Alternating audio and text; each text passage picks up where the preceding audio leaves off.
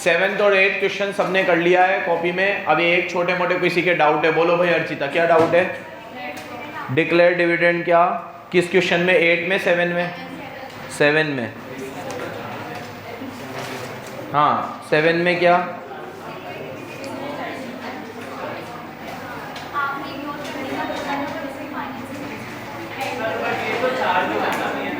अरे बेटा मेरी बात सुनो, डिक्लेयर डिविडेंड जो है, अगर तू 4,500 प्रॉफिट बिफोर टैक्स से शुरू करेगी तो तेरे को कुछ भी नहीं करना।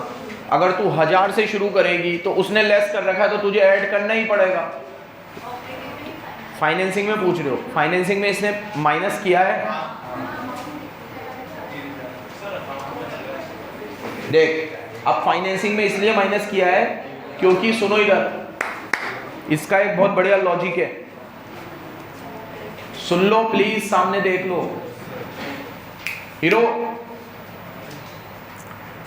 आपको जब इस तरह की कैलकुलेशन दे रखी है तो अगर आप 1000 से शुरू करते हो तो आप डिक्लेयर डिविडेंड को वापस ऐड बैक करोगे क्योंकि इसने लेस कर रखा है, तो ऑपरेटिंग में तो ऐड होगा। लेकिन अगर आप इसको शुरू ही 4.5 से करते तो फिर ऑपरेटिंग में ऐड, क्योंकि लेस ही नहीं करा तो ऐड भी नहीं करना। अब ये जो 2000 का डिक्लेयर डिविडेंड है, अगर मैं ये मानूं कि ये सिर्फ डिक्लेयर हुआ है, बराबर सुनना, पे नहीं हुआ, तो ये लायबिलिटी साइड में दिखना चाहिए था, और ये लायबिलिटी साइड में नहीं दिख रहा है, इसका मतलब ये पे हो चुका है। क्योंकि कोई भी लायबिलिटी अगर पे नहीं होती तो वो लायबिलिटी में दिखती है, ये दिख ही नहीं रहा तो इसका मतलब ये पे हो चुका है। देखो लायबिलिटी में कहीं डिविडेंड नाम की कोई लायबिलिटी दिख रही है तुम्हें? ऊपर से देखो, शेयर कैपिटल है, रिजर्व एंड सरप्लस है, ट्रेड पेएबल है, अदर का नोट है, अदर में क्या है नीचे देखो, डिविडेंड पेएबल। डिविडेंड पेएबल पिछले साल था 1000 लेकिन इस साल कितना है? 0, इसका मतलब ये पे हो चुका है। सिंपल सी गणित है, ठीक है। और कोई डाउट? सर ये बारे में एक पॉइंट है प्रोसीड फ्रॉम कॉल से एरियर, सर उसे फाइनेंसिंग एक्टिविटी में दिखाना है, वो एक बार बता दो। एक पॉइंट है भाई 8th वाले में, ओ इधर देख, 8th वाले में बिल्कुल घटिया सवाल पूछा है, घटिया में भी घटिया, कि कॉल्स इन अरियर से 12 रुपए आए हैं, उसे फाइनेंसिंग में क्यों दिखाए हैं? ठीक है, कहाँ दिखाएंगे? कॉल्स इन अरियर शेयर्स पे आती है, बचपन से पढ़ रहे हम लोग, calls in arrear, calls in advance किस पे आते हैं? शेयर्स पे। तो शेयर का पैसा कहाँ आना चाहिए? फाइनेंसिंग में। और कोई डाउट? हाँ हाँ, क्योंकि उसने, क्योंकि अगर मैं आपको सिर्फ ऐसे नेट प्रॉफिट बोलूं ना और आगे कुछ ना बोलूं तो ये आफ्टर टैक्स होता है। मैं अपनी मर्जी से इसको बिफोर टैक्स क्यों मानूं? ये आफ्टर टैक्स ही होगा। चलो एक बात बताओ मेरे को, एक सिंपल से सवाल का जवाब देना मुझे। शुभी ने मुझसे पूछा सर आप कितना कमा लेते हो, प्रॉफिट कितना है आपका? तो मैंने इसको प्रॉफिट बोला 5 लाख। अब शुभी ये बोलेगी सर इसमें से रेंट माइनस कर दिया आपने? रेंट आप रेंट देते हो ना इस बिल्डिंग का? मैंने कहा हाँ कर दिया। सैलरी कर दी sir? Salary minus salary. Sir tax भी तो लगता है पे, इनकम टैक्स वगैरह कर दिया, इसमें से माइनस कर दिया। मैं कहा पागल हो गई क्या? प्रॉफिट पूछा, प्रॉफिट ही बताऊंगा ना। बोला प्रॉफिट 5 लाख है, हो गया सब माइनस, एक एक करके सारे खर्चे पूछेगी क्या? तो जब मैं तुम्हें सिर्फ ऐसे बोल रहा हूँ नेट प्रॉफिट और कुछ नहीं बोल रहा, तो तुम क्या मानोगे? इसमें से सारे खर्चे माइनस हो चुके हैं और टैक्स भी इसमें से माइनस हो चुका है। मैं क्लियरली बोलूं प्रॉफिट बिफोर टैक्स तो तुम मानोगे ये बिफोर टैक्स है, अदरवाइज आप इसको हमेशा क्या मानोगे? After tax. डिविडेंड के लिए नहीं बोल रहा तो डिविडेंड मत मानो, क्योंकि डिविडेंड प्रॉफिट का पार्ट होता है। डिविडेंड कोई खर्चा क्या होता है? डिविडेंड प्रॉफिट का पार्ट, प्रॉफिट का एप्रोप्रिएशन होता है। क्या होता है? मैं जो प्रॉफिट कमाता हूं वो तुम्हें बांटता हूं, उसे क्या बोलते हैं? डिविडेंड। जो नहीं बांटता उसे बोलते हैं रिजर्व्स एंड सरप्लस। ऐसे ये इतनी अकाउंटिंग तो हमें अच्छे से समझ में आनी चाहिए। बाकी अगर मैं प्रॉफिट बोल रहा हूं तो इसमें से सब लेस हो गया, रेंट लेस हो गया, सैलरी लेस होगी, टैक्स लेस हो गया, और कुछ भी चीज है तो वो भी लेस। डिविडेंड इसमें से लेस नहीं हुआ, क्योंकि डिविडेंड प्रॉफिट का एप्रोप्रिएशन होता है, चार्ज नहीं होता। क्या होता है? प्रॉफिट का। और कोई डाउट इसमें? 9th पे आओ जल्दी।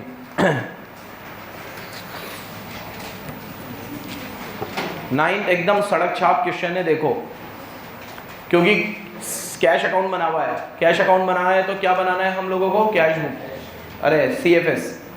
ओपनिंग बैलेंस कितना है? 50। ये तो ओपनिंग कैश है, तेरे पास बुक नहीं है बेटा?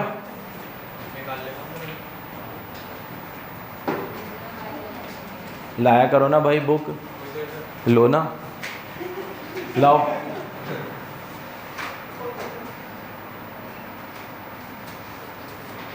अबे उठ के आजा आलसी।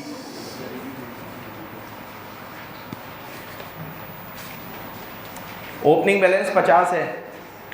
इशू ऑफ शेयर एफ लिख दो, फाइनेंसिंग है। रिसीव फ्रॉम कस्टमर ओ लिख दो, ऑपरेटिंग है। सेल ऑफ फिक्स एसेट आई लिख दो, इन्वेस्टिंग है। पेमेंट टू सप्लायर ओ लिख दो, ऑपरेटिंग है। परचेज ऑफ फिक्स एसेट आई लिख दो, इन्वेस्टिंग है। ओवरहेड ओ लिख दो। वेजेस एंड सैलरी ओ लिख दो। टैक्स ये भी ओ लिख दो, लास्ट में आएगा टैक्स। डिविडेंड इस पे एफ लिख दो, फाइनेंसिंग है। रीपेमेंट ऑफ लोन इस पे भी एफ लिख दो, फाइनेंसिंग है। और बैलेंस ये क्लोजिंग में आएगा। हो जाएगा, ये हो गया। हो क्या जाएगा, इनको बस उठा के रखना है। अब अगला इलस्ट्रेशन नंबर 10।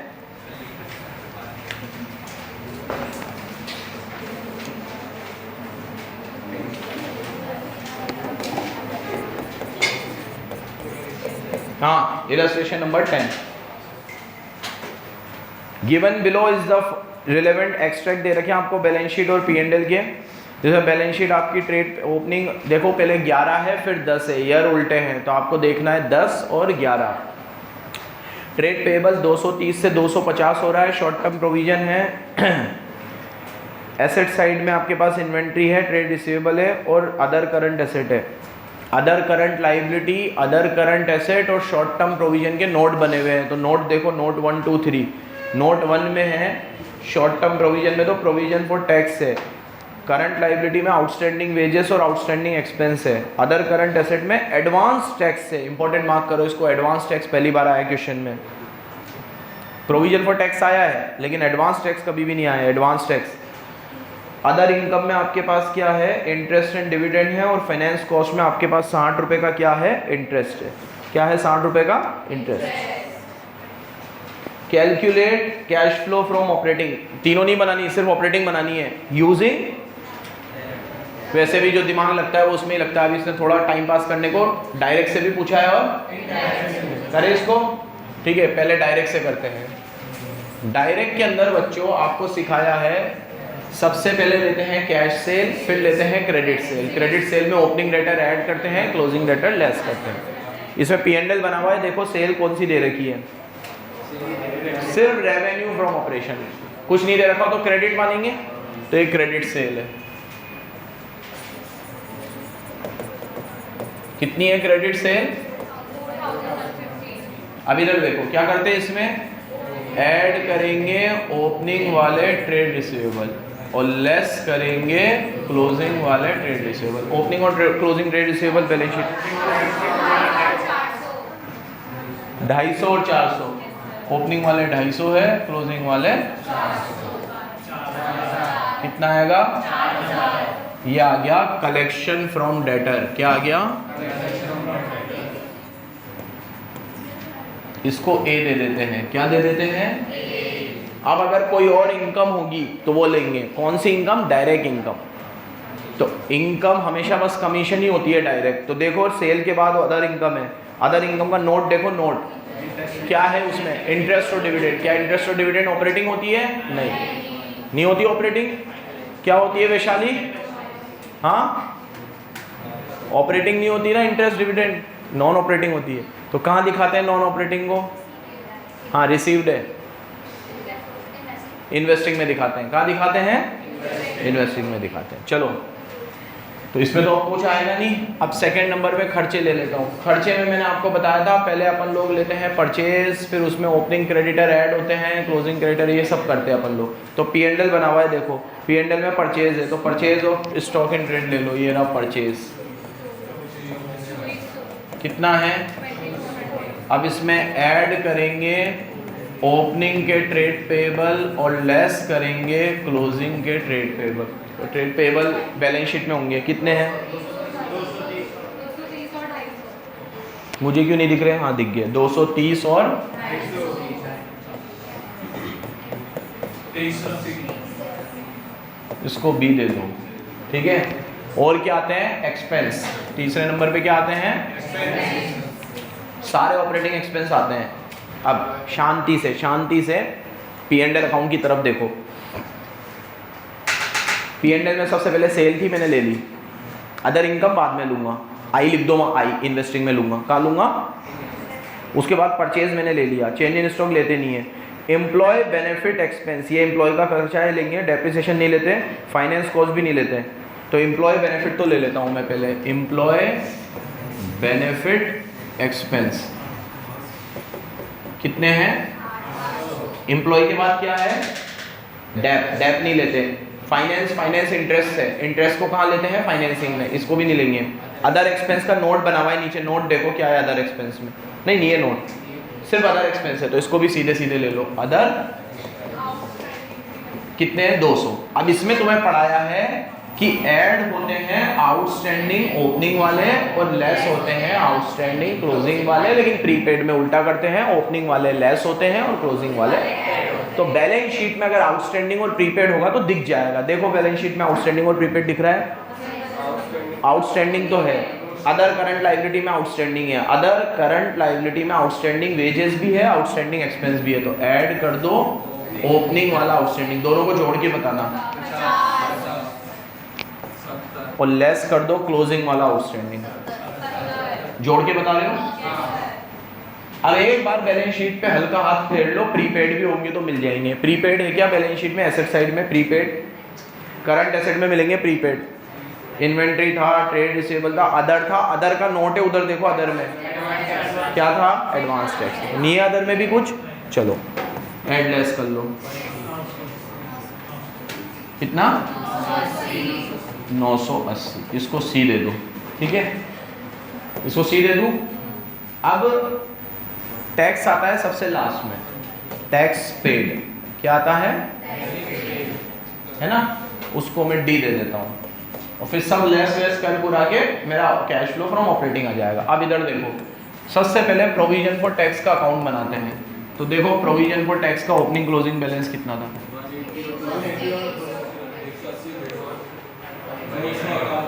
कहाँ पर है? 180 और 200, 180 और इधर है 200। अब मेरी बात सुन लो कान खोल के, इस अकाउंट में 4 चीज आती है गिनती की। यहाँ आता है बाय P&L और इधर आता है, उसमें से ये दे रखा हो तो ये बैलेंसिंग फिगर, ये दे रखा हो तो। अब P&L बना हुआ है तो P&L में कितना प्रोविजन चार्ज किया है? मुझे क्यों नहीं दिख रहा? हाँ ये रहा। टैक्स एक्सपेंस में है कितना? 200। कितना है? यहाँ बाय P&L में कितना आएगा? 200 आएगा ना, 200। तो बैंक किससे आएगा? बैलेंसिंग फिगर से। तो इस हिसाब से देखेंगे तो कितना आएगा? 180। अब एडवांस टैक्स में देखो कितना है, 180। और अब आप लोगों को सर ने एडवांस टैक्स के बारे में कुछ पढ़ाया है अभी तक? थोड़ा बहुत कुछ भी आइडिया नहीं है आपको इनकम टैक्स में एडवांस टैक्स क्या होता है? आप टैक्स पहले भर देते हो। ये आइडिया तो बहुत अच्छा लगा है तेरे को।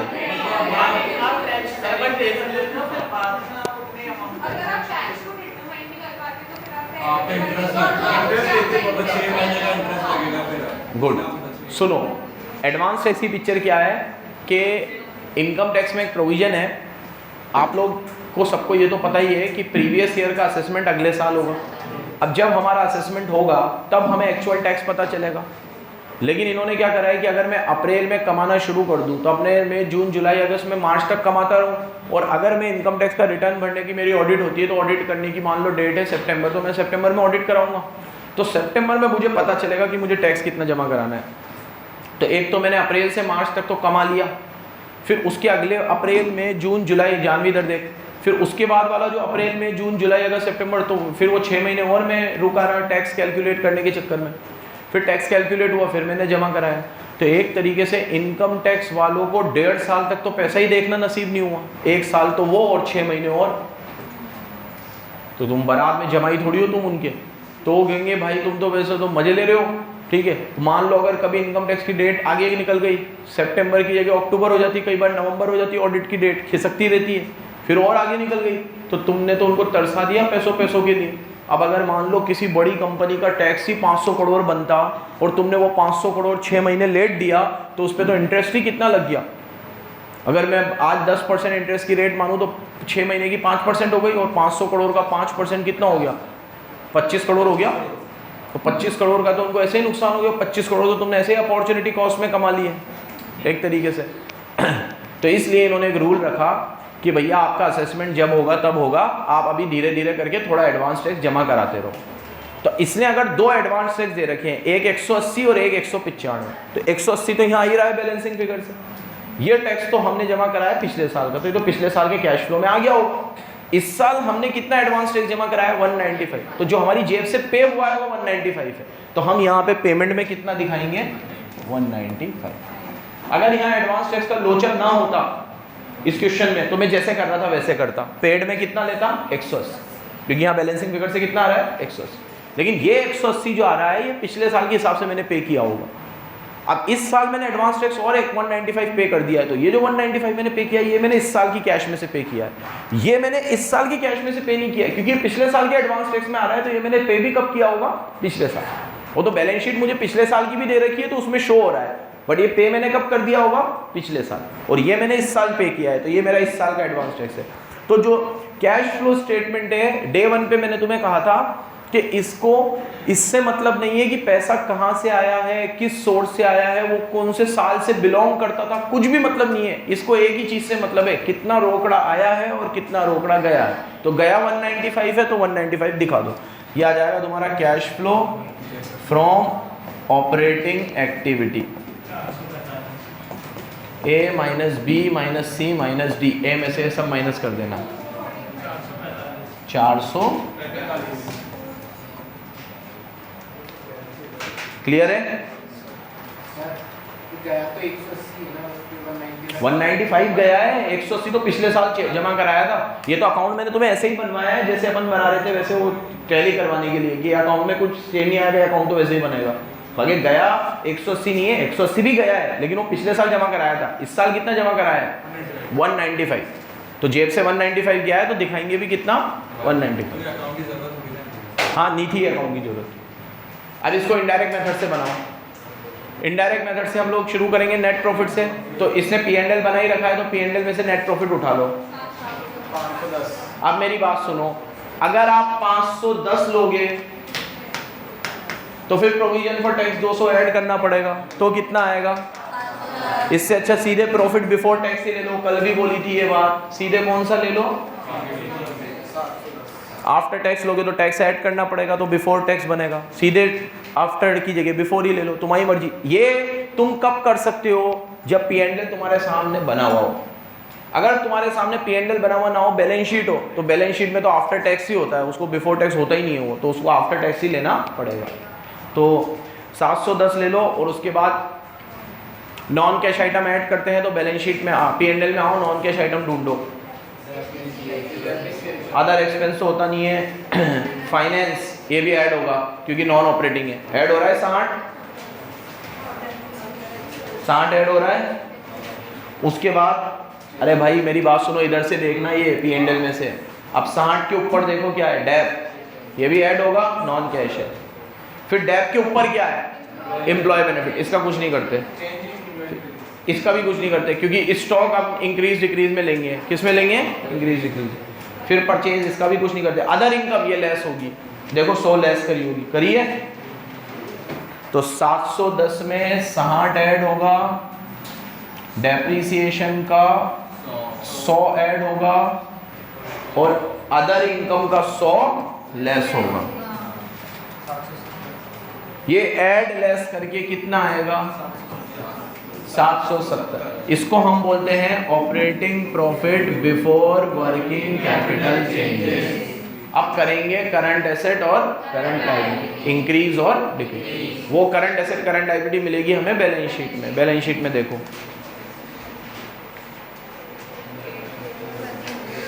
कितनी है।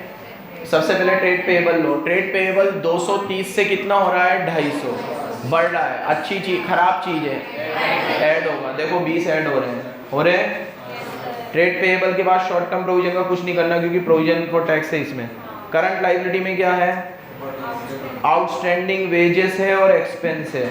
वेजेस 40 से 50 हो रहे हैं और एक्सपेंस 10 से 20 हो रहे हैं, मतलब दोनों ही बढ़ रहे हैं। तो एक्सपेंस का बढ़ना क्या होता है?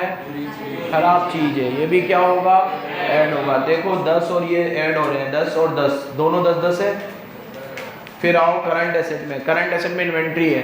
इन्वेंट्री 180 से कितनी हो रही है? 200। एसेट का बढ़ना अच्छी चीज़ है, लेस होगा। देखो 20 लेस हो रहा होगा, हो रहा है।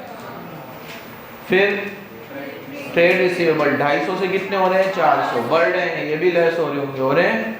और अदर करंट एसेट में एडवांस टैक्स है, एडवांस टैक्स नहीं लेंगे क्योंकि लास्ट में लेते हैं टैक्स। सब ऐड लेस करने के बाद कितना आ गया? 640। कितना आया? 640 140। इसमें सब ऐड लेस कर दिया तुमने तो 640। अब सबसे लास्ट में टैक्स आता है तो टैक्स ले लो 195 का। कितना आएगा? इसने एक गलती करी है, इसने टैक्स पेड पहले लेस कर दिया है। फॉर्मेट के हिसाब से करंट एसेट करंट लायबिलिटी करने के बाद टैक्स पेड आता है, ठीक है। एक सही कर लेना तुम, बाकी दोनों से आएगा कितना? 400। क्वेश्चन को इंपॉर्टेंट मार्क कर लो। दोनों से करवाया था तो और क्लैरिटी आ जाती है हमें।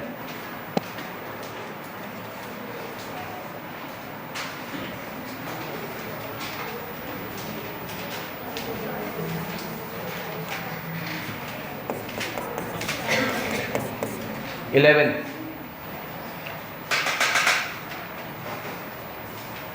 सेल आपकी 135 करोड़ है जिसमें से 60% कैश है। परचेज आपकी 55 करोड़ है जिसमें 80% क्रेडिट है। आपको कैश फ्लो बनाना है गम्मा का, किसका?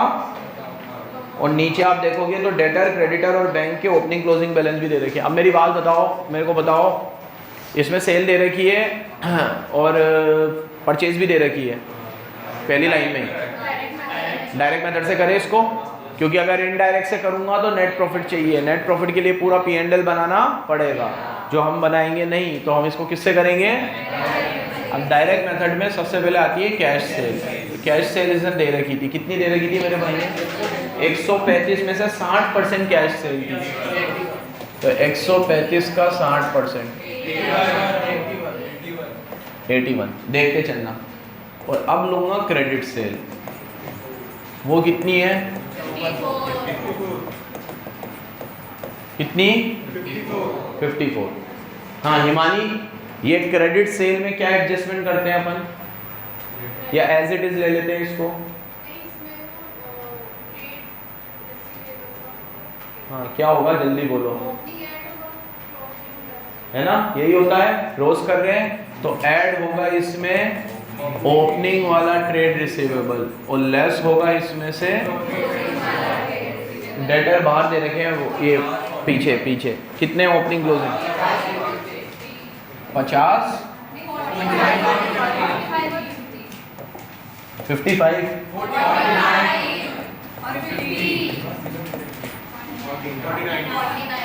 40। इन दोनों को प्लस करो और ए दे दो। कलेक्शन फ्रॉम डेटर्स, ए दे दो। कितना? 130। सेकेंड प्रथा, सेकेंड नंबर पे क्या आता है इसमें? परचेज। कैश वाली क्रेडिट वाली? कैश वाली पहले ले लेते हैं। कितनी बोली है कैश वाली?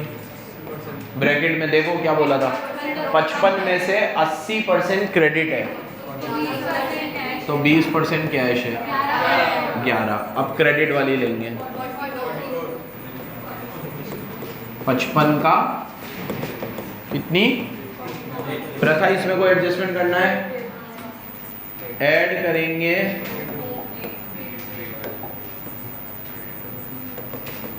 ओपनिंग वाले ट्रेड पेएबल और लेस करेंगे ट्रेड पेएबल। वहाँ बैलेंस शीट में बाहर दे रखे हैं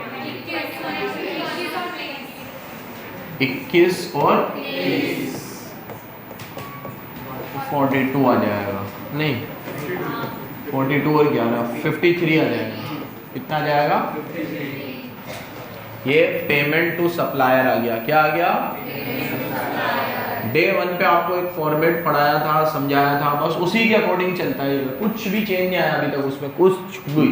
हल्का से हल्का क्या चेंज आता है, ये परचेज उड़ा देता है, COGS दे देता है, तो COGS के फॉर्मूले से परचेज आ जाता है, opening stock plus purchase minus closing stock, बस और कोई चेंज नहीं आया, बिल्कुल सिस्टम से चलता जाता है। वो AS3 में भी इसी तरह के क्वेश्चन थे, शीट में भी थे, और अभी ये तीसरे सेट ऑफ क्वेश्चंस कर रहे हैं अपन लोग इसमें। चलो,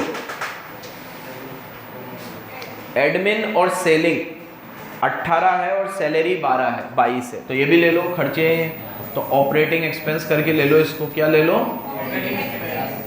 पेड ही दे रखे हैं तो डायरेक्ट ही ले लो, कोई ओपनिंग ऐड करने की जरूरत नहीं, पेड बोला है, पेड पे अंडरलाइन कर लो। Selling expenses 18 crore and salary paid 22 crore, paid बोला है, क्या बोला है, 18 और 22 प्लस करके ले लो, कितने आएंगे। अब आगे बढ़ता हूँ। कंपनी ने डिबेंचर रिडीम करे थे, फाइनेंसिंग में जाएगा, शेयर इशू करे थे, फाइनेंसिंग में जाएगा, डिविडेंड पेड फाइनेंसिंग में जाएगा, इन्वेस्टिंग में जाएगा, इनकम टैक्स पे किया है लास्ट में आएगा, और एक प्लांट खरीदा है, इसका अकाउंट बना लूंगा, और पीछे डेटर क्रेडिटर मैंने ले लिए, बैंक बाद में काम आएगा। ये हो गया है पूरा। इसको सी दे दो प्यार से, एकदम प्यार से देना है इसको, ये 40 और इसको दे दो सी, और टैक्स पेड को चौथे नंबर पे ले लेता हूँ। टैक्स पेड कितना है जल्दी बताओ, और डी दे देता हूँ, कितना है टैक्स पेड, 8 करोड़। तो ये आ गया cash flow from operating activity, A minus B minus C minus D, 130 में से 20 चेक करो, ये आ रहा है 29 करोड़, 29 करोड़। अब इन्वेस्टिंग, फिर फाइनेंसिंग। इन्वेस्टिंग में इसने कुछ प्लांट की डिटेल बोली थी, तो वो पढ़ देता हूं मैं। न्यू प्लांट हमने 21 करोड़ का परचेज किया ओल्ड के बदले में, ओल्ड 12 करोड़ का था, वेंडर ने ओल्ड करोड़ 10 करोड़ में लिया, ओल्ड प्लांट 10 करोड़ में लिया, और बैलेंस कैश वेंडर को पे कर दिया। मेरी बात सुनो बच्चों, जब भी प्लांट को खरीदने बेचने की बात आती है मैं अकाउंट बनाता हूँ। अकाउंट बनाने के लिए ओपनिंग और क्लोजिंग बैलेंस भी होने चाहिए, और आप पेज टर्न करो, क्वेश्चन तो खत्म हो गया, ना ओपनिंग बैलेंस है ना क्या अकाउंट बनाओ, तो इसको तो ओरली कर लेते हैं। क्या बोला है, धीरे धीरे आराम से देखो। 21 करोड़ का हमने प्लांट खरीदा, 21 का आया, बदले में हमने अपना पुराना वाला दे दिया। जो पुराना वाला था वो था तो 12 का, लेकिन वेंडर ने उसकी वैल्यू 10 करी है, तो फिर हमारे 10 में कटवाना पड़ेगा। तो 21 में से 10 कटवा दिए, तो कितने बचे, 11। बोला बाकी का कैश हमने दे दिया, तो हमने कैश तो 11 ही दिया ना, तो इसमें तो जो कैश पे करते हैं बस वही आएगा। तो अब बनाते हैं कौन सी वाली, इन्वेस्टिंग। इन्वेस्टिंग में आएगा परचेज ऑफ प्लांट, क्या आएगा, कितना, परचेज करने से पैसा जाता है तो 11। इस पॉइंट को टिक कर लो, ये हो गया, फर्स्ट हो गया, सेकंड हो गया, थर्ड हो गया, फोर्थ डिबेंचर बाद में देखूंगा, फिफ्थ बाद में देखूंगा, सिक्स इन्वेस्टमेंट 12 करोड़ की थी, 2.4 करोड़ के प्रॉफिट में बिकी है, 14.4। तो यहाँ ले लो सेल ऑफ इन्वेस्टमेंट, कितनी, 14.4 पैसे आएंगे इससे। फिर 8 करोड़ टैक्स बाद में दूंगा, अगर देख लो total 3.4 cash flow used, sorry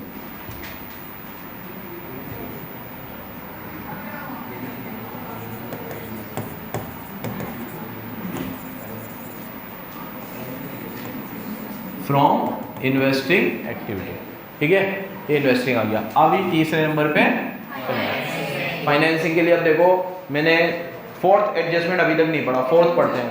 company ने 20 करोड़ का रिडम्पशन किया है 10% के प्रीमियम पे, तो 20 में 10% जोड़ो 22 हो गया।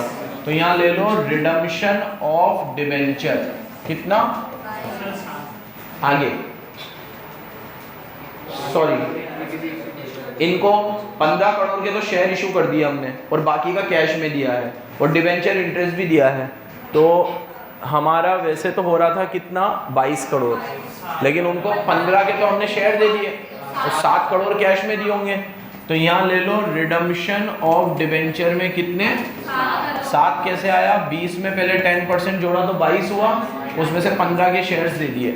शेयर्स देने में पैसे खर्च नहीं होते, तो वो कैश फ्लो में नहीं आएगा, तो 22 में से वो 15 चले गए, तो हमारी जेब से कितना गया, 7 करोड़ गया। नेक्स्ट अब इंटरेस्ट, डिवेंचर का इंटरेस्ट पे किया है 1.5 का, तो डिवेंचर इंटरेस्ट पेड कितने का, और इसमें भी पैसा गया, इसमें भी पैसा गया। आगे डिविडेंड पे किया, इसमें भी पैसा जाएगा। डिविडेंड पेड कितना है 11.7।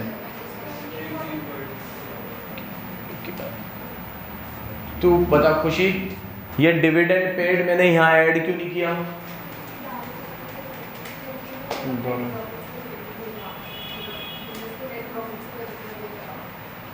इसलिए सही बोला क्या विधि इसने? ये डायरेक्ट मेथड है, इसमें डिविडेंड पेड ऐड वेड कुछ भी, क्योंकि हम यहाँ पे सीधे ही चलते हैं, यहाँ पे हम नेट प्रॉफिट से शुरू ही नहीं कर रहे, तो हमें कोई रिवर्स एडजस्टमेंट करने की जरूरत, डेप्रिसिएशन भी ऐड नहीं करना, यहाँ प्रोविजन फॉर टैक्स भी गड़बड़ मत करना प्लीज, ठीक है, मिक्स मत करना। चलो अब कितना आएगा, ये सब लेस ही लेस है 20, तो ये अभी कैश फ्लो यूज्ड आएगा, क्या आएगा, प्लस करो तीनों को, ये 29 में से ये 20 हटा दो और ये हटा दो, ये प्लस कर दो, सब प्लस करके अब 12.2 में ओपनिंग कैश ऐड करो। ओपनिंग कैश कितना है 6.0, तो ये हो गया 18 क्लोजिंग 18.2 है। टैली एक और देख लो, लास्ट है बुक का भी और आपका भी। इलस्ट्रेशन नंबर 12,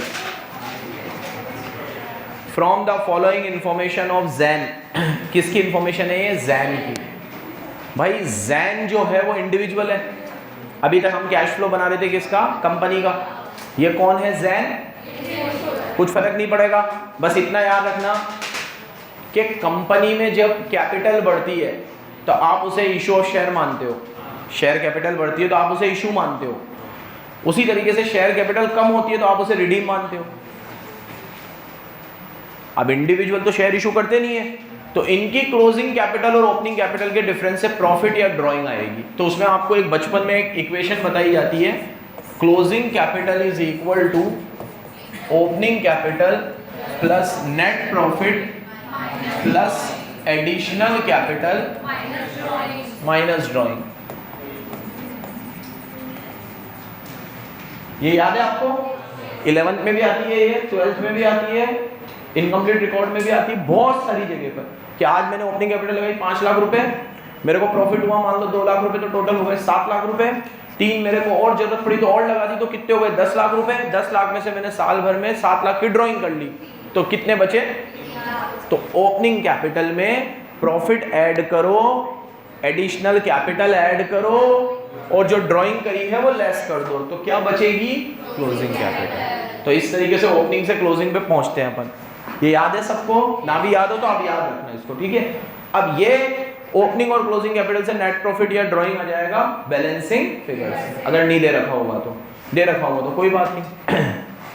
तो जैन की ओपनिंग कैपिटल तो मुझे दिख रही है 10 लाख, कितनी दिख रही है, और क्लोजिंग दिख रही है 12,24,000।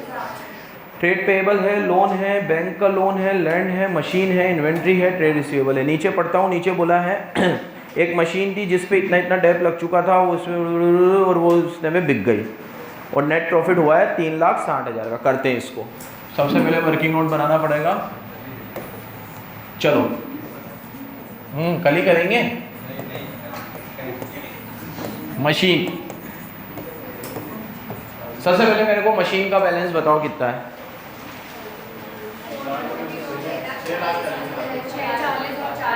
640 और 440।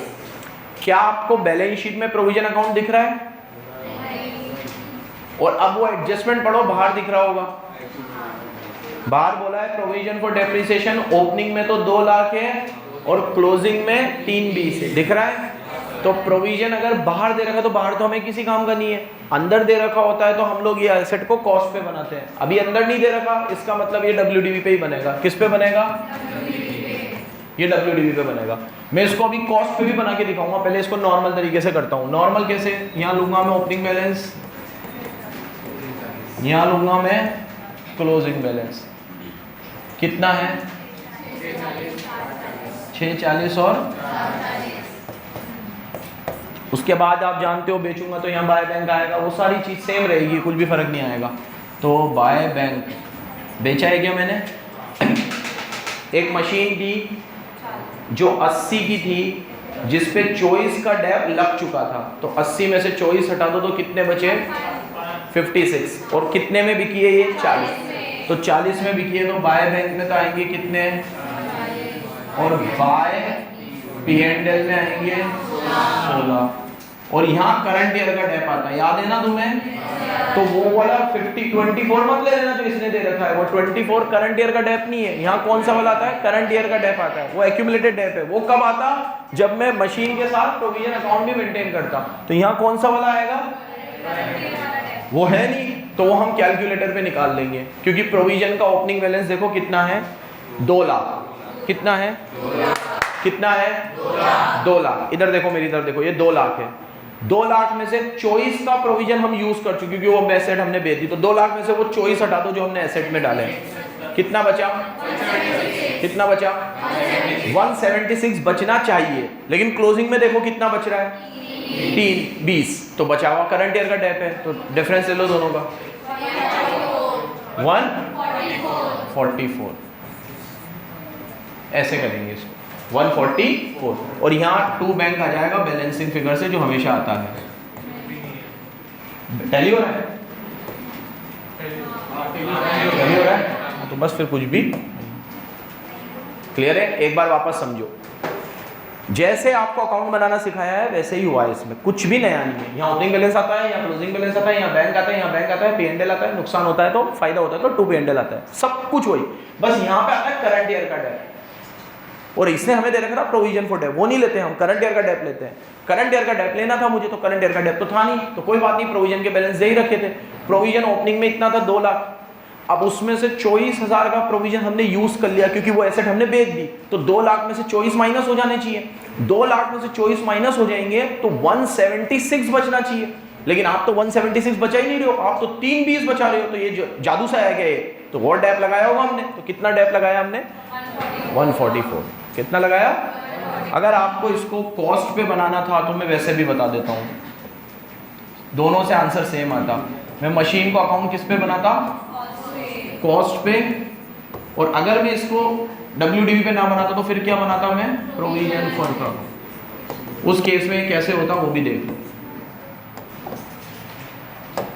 देख लो प्लीज। अगर मैं इसको कॉस्ट पे बनाता तो यही लिखता, टू बैलेंस BD, कॉस्ट लेता मैं, लेकिन ये कॉस्ट तो है नहीं 640। इस पे तो प्रोविजन ऐड करूंगा तो कॉस्ट बनेगी, क्योंकि ये तो नेट वैल्यू है, ग्रॉस वैल्यू थोड़ी है। ग्रॉस वैल्यू कैसे बनेगी? इसमें प्रोविजन ऐड करो वापस से। तो ये जो 640 दे रखा है, इसमें ओपनिंग का प्रोविजन ऐड कर दो। ओपनिंग का 2 लाख है, तो ये कितना आ जाएगा? अच्छा भाई ध्यान देना इधर, सब लोग ध्यान देना इधर, ये तुम्हारे लिए करा रहा हूँ। ये हो गया यहाँ पे। अब यहाँ पे मैं क्लोजिंग बैलेंस लूंगा, तो क्लोजिंग बैलेंस इसका कितना है? 440। ये भी डेप के बाद वाला है, तो हमें तो डेप जोड़ के लेना है, तो इसमें क्लोजिंग का डेप ऐड कर दो। तो 440 में कितना आएगा? 760 बन गया। अब यहाँ पे ओपनिंग बैलेंस लेते हो, जैसे बनाते हो वैसे ही बनाओ। ओपनिंग कितना है? यहाँ क्लोजिंग बैलेंस लेते हो 3 लाख। प्लीज इधर प्लीज। अब अगर हम एसेट बेच देते तो यहाँ लिखते हैं 2 मशीन, उसका डेप कितना था? और यहाँ लिखते हैं बाय प्रोविजन, उसका डेप कितना है? ऐसे ही करते हैं। बेचते हैं तो यहाँ लिखते हैं नुकसान होता है तो बेचा कितने में है, नुकसान कितने का है, टैली होगा ये, देख लो। इन सबको प्लस करो, 80 हो रहा है, और 760 में 80 जोड़ो, 840 आ गया। और यहाँ करंट ईयर का डेप आएगा जो उधर आया था। टैली कैसे भी चलो, तो इसे मैंने कॉस्ट से भी बना दिया और इसको मैंने WD। अब 1 बाय 1 कंपेयर कर लो। ओपनिंग, ओपनिंग, बैंक आता बैलेंसिंग फिगर से है नहीं, by bank, by bank, by P&L, by P&L, closing, closing. बस किसका फर्क आया? यहाँ आता है करंट ईयर का डेप, और यहाँ आता है जो एसेट बेची है उसका डेप। यही फर्क होता है, वही फर्क। बस एक नई चीज क्या सीखी इसमें, कि ओपनिंग बैलेंस मैंने 840 लिया क्योंकि 640 जो था वो नेट ब्लॉक था, उसमें डेप हटा हुआ था, तो मैंने डेप वापस से जोड़ा। क्योंकि जब हम प्रोविजन अकाउंट मेंटेन करते हैं तो एसेट का अकाउंट कॉस्ट पे बनाते हैं, WDV पे नहीं बनाते। तो जब मैं प्रोविजन मेंटेन कर रहा हूं तो मैंने एसेट का अकाउंट किस पे बनाया? कॉस्ट। जब मैं प्रोविजन मेंटेन नहीं कर रहा हूं तो मैंने एसेट का अकाउंट किस पे बनाया? WDV। एकदम क्लियर है सबको? ये दोनों से सेम आएगा, ठीक है। चलो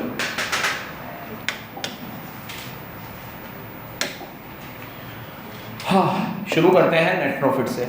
नेट प्रॉफिट है शायद इसमें कितना है नेट प्रॉफिट? देखो नीचे आगे पीछे कहीं दिखा था मुझे, 3,60,000। तो नेट प्रॉफिट से शुरू करो, 3 लाख। अब मैंने अकाउंट बना रखा है तो बहुत सारी तो चीज़ें यहीं से मिल जाएगी। एक तो डेप मिल जाएगा, कितना है डेप? एक loss on sale, profit on sale. Loss है प्रॉफिट है, तो लॉस ऑन सेल कितना?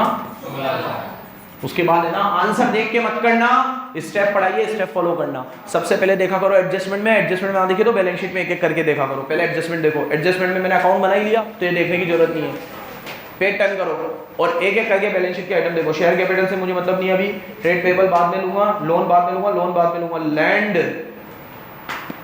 6 लाख से 880 हो रही है तो बढ़ रही है, मतलब परचेज है। अगर कम हो रही होती तो डेप होता, लेकिन लैंड पे डेप नहीं लगता। आगे मशीन, इसका मैंने अकाउंट बना लिया। इन्वेंट्री और ट्रेड रिसीवेबल बाद में लूंगा, नहीं है कुछ भी। चलो ऐड कर लो, 1 44 और 16 कितने होंगे? 5 कितना आएगा? इसको बोलते हैं operating profit before working capital change. और अब ऐसी चीज करेंगे जो एकदम fast, add less current asset current liability का एडजस्टमेंट। जल्दी देखो करंट एसेट। करंट एसेट में मेरे पास एक तो इन्वेंट्री है, इन्वेंट्री 280 से कितनी हो रही है? 2 लाख, कम हो रही है। खराब चीज है, ऐड होगी। फिर ट्रेड पेबल, ट्रेड रिसीवेबल 240 से कितने हो रहे हैं? 4 लाख, बढ़ रहे हैं,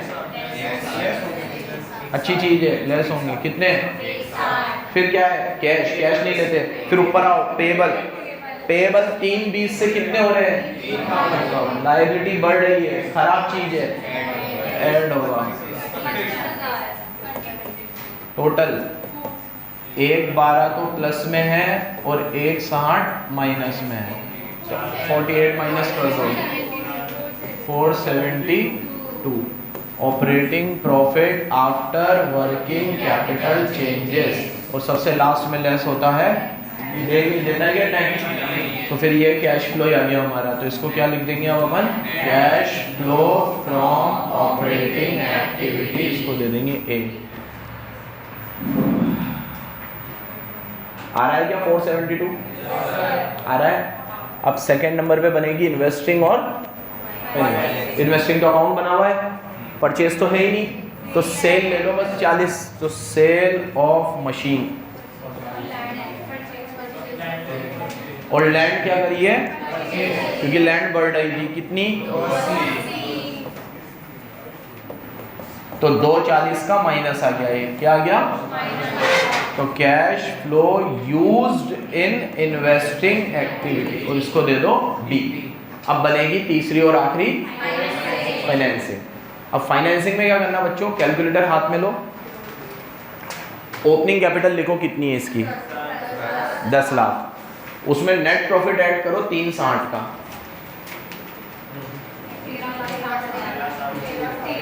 1360। तो क्लोजिंग में 1360 बचनी चाहिए, कितनी बच रही है? माइनस करो 1224, तो 136 की ड्राइंग है, बैलेंसिंग यही बचेगी। क्योंकि अगर आपने 10 लाख लगाए थे, 360 कमाए, तो आपकी कैपिटल तो 1360 हो जानी चाहिए थी, लेकिन आपकी तो 1360 हो ही नहीं रही, आपकी तो कम हो रही है। इसका मतलब बचा हुआ पैसा आपने, तो या तो ड्राइंग आती बैलेंसिंग फिगर से, एडिशनल यहाँ ड्राइंग आई है। अगर मान लो ये 1360 की जगह 1460 दे रखा होता तो 1 लाख की एडिशनल कैपिटल आती। तो इसीलिए ये इक्वेशन हमेशा याद रखना, ओपनिंग में प्लस होती है प्रॉफिट, प्लस होती है ड्राइंग, प्लस होती है एडिशनल, तो जाके निकलती है क्लोजिंग। अरे माइनस होती है ड्राइंग, तो जाके निकलती है क्लोजिंग। लो ड्राइंग, लो ड्राइंग आई ना तुम्हारी, कितनी आई? देखो फाइनेंसिंग में ड्राइंग ले रखी होगी 136। अब आप बताओ मुझे इसको फाइनेंसिंग में क्यों लिए ड्राइंग को? एक एक करके बोलो, हाँ बोल। और कैपिटल आपकी है, तो एक तरीके से आप जो कैपिटल बिजनेस में लगाते हो उसे आप उसे लोन मानते हो, लाइबिलिटी मानते हो। और लाइबिलिटी सारी कहाँ आती है? फाइनेंसिंग में। अगर आज आप एडिशनल कैपिटल लेकर आते तो वो भी किधर आता? फाइनेंसिंग में। और निकाल रहे हो तो वो भी कहाँ आएगा? फाइनेंसिंग में। तो ड्राइंग कहाँ आएगी? फाइनेंसिंग में। 136 आ गया फाइनेंसिंग में। और लोन भी थे इसके पास, देखो लोन कितने थे? 320 से 4 लाख हो रहे थे, तो 80,000 का लोन टेकन आ रहा होगा। देखो लोन टेकन आ रहा है 80 का, और एक लोन इसका 2 लाख से 0 हो गया, जो इसकी वाइफ से लिया था इसने, तो 2 लाख से 0 हो गया, तो ये पे हो गया। तो देखो रीपेमेंट ऑफ लोन आ रहा है 2 लाख का। ओवरऑल 256 माइनस में आ रही है। कितनी आ रही है?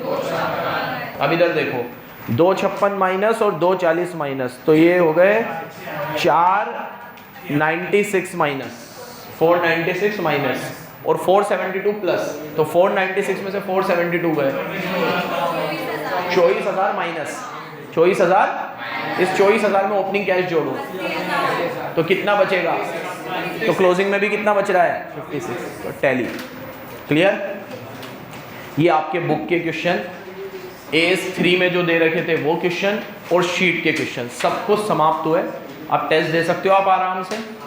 अब मेरी बात सुनो, इसके अनसोल्ड भी है। अनसोल्ड करोगे आप लोग? ठीक है, आप लोग कल और परसों में करके लाना। 4 अनसोल्ड है बस। इसका है क्या परसों? हाँ, तो मैं उसे आगे बढ़ा दूंगा। अनसोल्ड भी कर लो पहले, जब इतना टाइम लगी गया है तो और टाइम लग जाएगा। सुनो, अनसोल्ड में बेटा सुनो, बोल रहा हूँ मैं कुछ। 5 तो ऑब्जेक्टिव्स है, तो छोड़ो 6 7 थ्योरी। 8 से शुरू हो रहे हैं। 8वें में ये बताना ये ऑपरेटिंग में आएगा कि इन्वेस्टिंग में। तो 9 से शुरू हो रहे हैं, मतलब 9, 10, 11, 12 और 13 भी है। ठीक है, तो 5 क्वेश्चन है। कितने हैं? कितने दिन लगेंगे तुम्हें 5 क्वेश्चन करने में? 2 दिन लगेंगे, आज का और कल का। तो परसों तुम्हारे इन 5 क्वेश्चन के डाउट लूंगा और फिर टेस्ट लूंगा आराम से। ठीक है, लेकिन टेस्ट ढंग का लूंगा, डिफिकल्ट बनाऊंगा मैं टेस्ट। वो देख लेंगे, अभी बंद करो इसको।